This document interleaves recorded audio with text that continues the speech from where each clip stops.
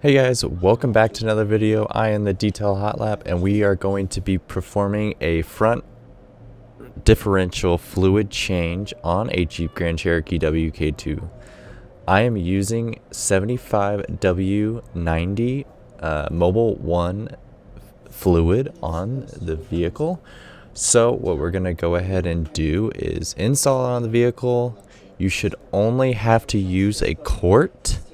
There is an option to use 75W140. It does say that in the manual, but if you're in a colder climate, you will probably want to use that. If you're in a warmer climate, you want to use the 75W90 since it's a little bit thicker oil. So that being said, let's get into the video and we'll show you exactly how to do it. So the first step we want to go ahead and get started with is loosening the fill bolt. Make sure you take it out by hand after you loosen it with a 8mm hex. And then you want to go ahead and loosen the drain plug. Make sure you have your drain pan ready because this fluid does come out rather quickly. And then let it drain out completely. And then we'll show you exactly how to do the fill.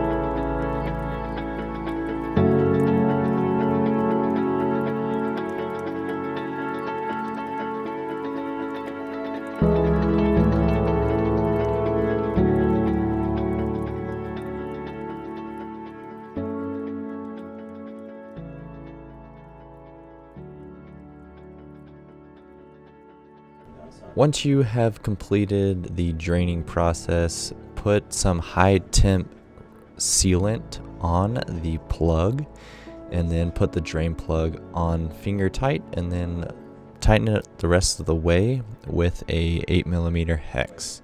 Once you're done with that stage, we'll go ahead and use the quart fluid pump, put that on the fluid, and then we'll just pump it in until it slowly leaks out the top, and that's when you know exactly when it's full.